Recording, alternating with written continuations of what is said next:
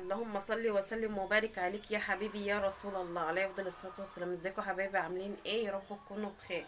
بعد غيابنا ما كناش بنعمل فيديوهات، بقالي شهر متواصل ما بنزلش فيديوهات. رجعنا تاني عشان احنا كنا تعبانين. صلوا بينا على النبي كده يا جماعه، باللايك والاشتراك وتفعلوا لي زر الجرس عشان يوصل لكم كل جديد. بالله عليكم ما تخرجوش من الفيديو الا ما تكملوه وتعملوا لي متابعه والاشتراك، وتقولوا لي رايكم في الكومنتات. هنعمل النهارده ايه يا ام اميره؟ هنعمل كريبات بانيه بالجبن، جبنه شيدر وجبنه موتزاريلا وطماطم وفلفل والبانيه بتاعنا. يلا بينا نشوف نعمل الكريب بتاعنا ازاي، ولا محلات ولا بره، ونعمله في البيت اوفر واحسن وحاجات هنعملها بايدينا. يلا بينا حبايب قلبي، وما تنسونوش باللايك والاشتراك. بصوا يا حبايب قلبي، ثواني قاعده. معايا هنا الجريل اهو بسخنه، ومعايا هنا العيش السوري انا جايباه جاهز، بس هعمله ان شاء الله في البيت، بس ما كانش عندي وقت وقلت اما ايه اعمله. يعني معايا هنا اهو البانيه بتاعي، هنقطعه كده زي ما انتوا شايفين، انا محمراه.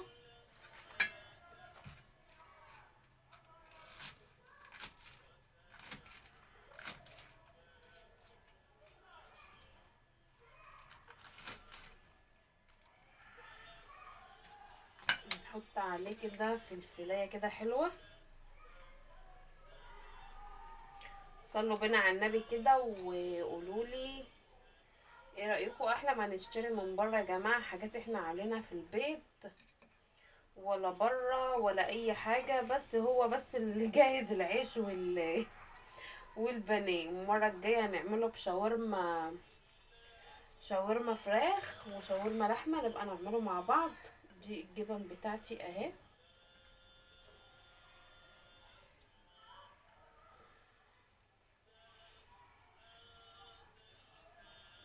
ونقفل كده وكده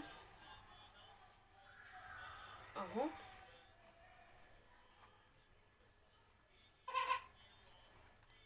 اهو ونحط على الجريل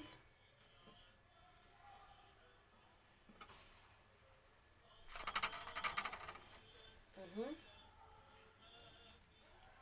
ونقفل يسيح بقى مع نفسه، ونرجع تاني على بال ما اعمل العيش دون اللفه منه اهي. دي الورقه بتاعته اهي الصاوي. اللفه منه ب30 جنيه، فيها كام رغيف؟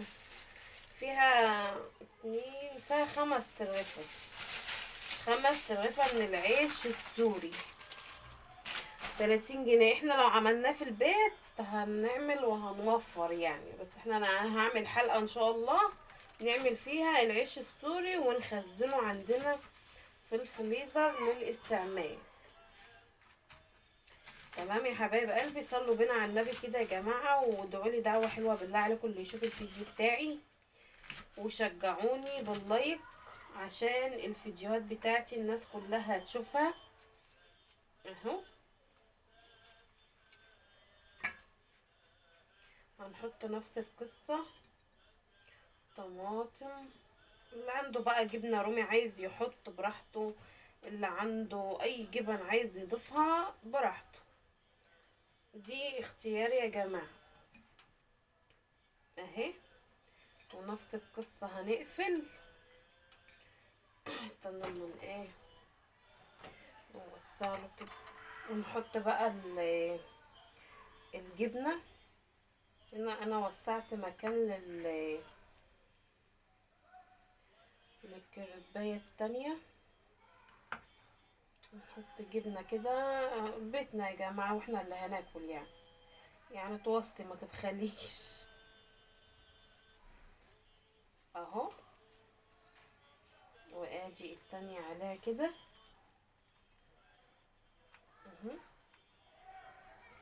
نحطها اهي ونقفل عليها.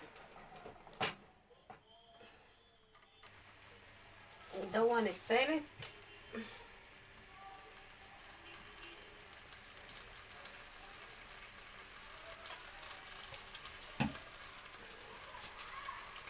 وادي طلعنا واحد اهو.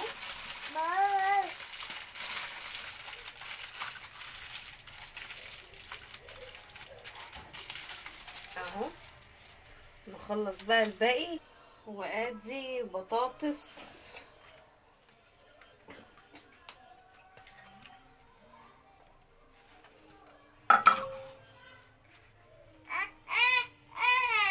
اخر واحد بطاطس اهو، نقطع عليه فلفل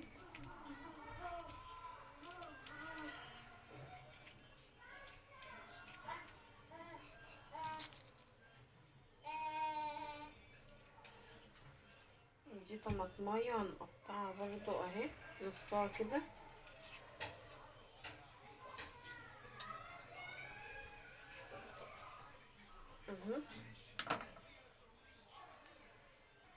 وحطينا الميكس الجبن، وادي الكاتشب.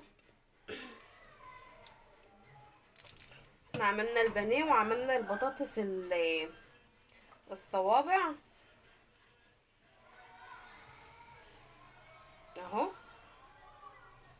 وهنحطه على الجريل عشان الجبن تسيح وياخد لون اهو.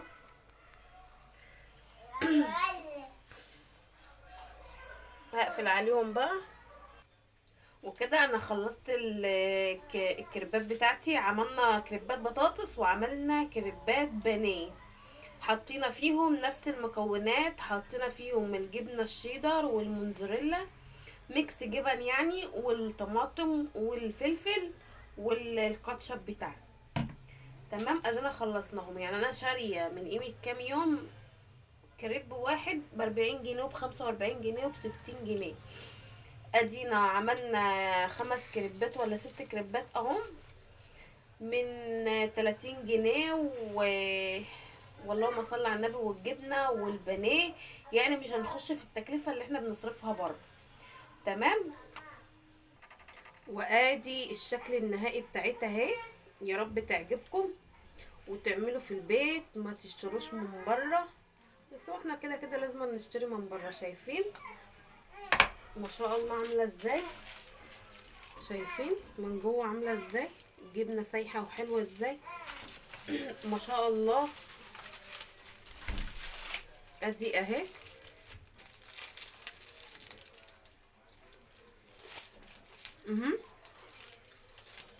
طعمها والله كأني جايباها من بره. ما تنسونوش بقى في اللايك والاشتراك، طعمها تحفه والله العظيم. جربوها باي حاجه بقى، ان كان بانيه او شاورما او شاورما لحمه، جبن، بطاطس، مش هتقول لا. الموجود اعمليه. ما عندكش جريل، طاسه على النار وهتحطي فيها الكريب، تقلبيه على الوش ده والوش ده مع نقطه زيت، تدهني بها الطاسه زيها زي الجريل بالظبط.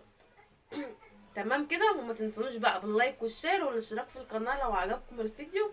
واسيبكم في رعايه الله وامنه. وادي نظره تانية للكريبات اهي. صلوا بينا على النبي كده يا جماعه في الكومنتات وادعوا لي دعوه حلوه بالله عليكم.